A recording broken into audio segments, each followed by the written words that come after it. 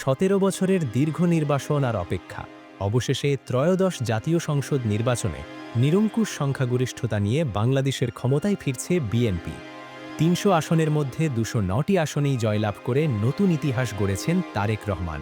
কিন্তু এই জয় কি কেবল বাংলাদেশের অভ্যন্তরীণ, নাকি দক্ষিণ এশিয়ার ভূ রাজনীতিতে শুরু হতে যাচ্ছে বড় কোনো পরিবর্তন?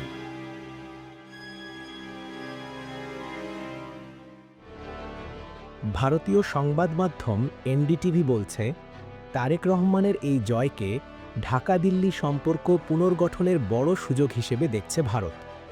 এতদিন ডক্টর ইউনূসের অন্তর্বর্তী সরকারকে দিল্লি কিছুটা ঝামেলাপূর্ণ মনে করলেও এখন একটি শক্তিশালী ম্যান্ডেট পাওয়া নির্বাচিত সরকারের ওপর তারা আস্থা রাখতে চাইছে। ভারতের কূটনৈতিক মহলের মতে, গণতান্ত্রিক উপায়ে শক্তিশালী ম্যান্ডেট পাওয়া সরকারই এই অঞ্চলে স্থিতিশীলতা ফিরিয়ে আনতে পারে।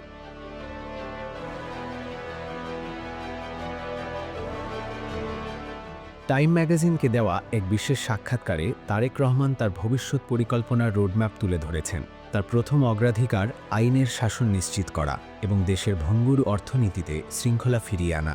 তিনি সাফ জানিয়েছেন, কোনো প্রতিহিংসা নয়, বরং জাতীয় ঐক্যই হবে তার রাজনীতির মূল চালিকা শক্তি, যা গত ১৫ বছরের বিভাজিত রাজনীতি থেকে দেশকে বের করে আনবে বলে আশা করা হচ্ছে।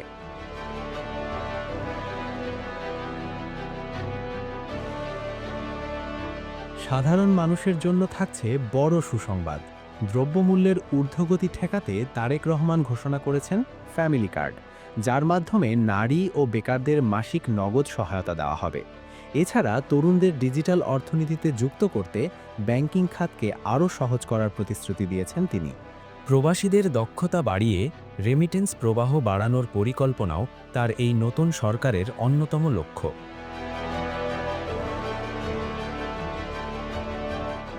পররাষ্ট্র নীতির ক্ষেত্রেও আসছে ভারসাম্য।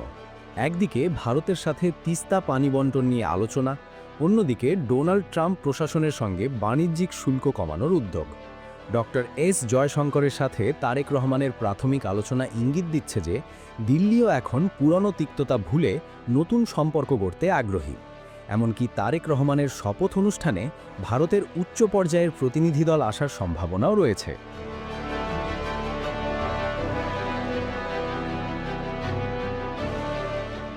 বাংলাদেশের রাজনীতিতে নতুন সূর্যোদয় নাকি কঠিন চ্যালেঞ্জ?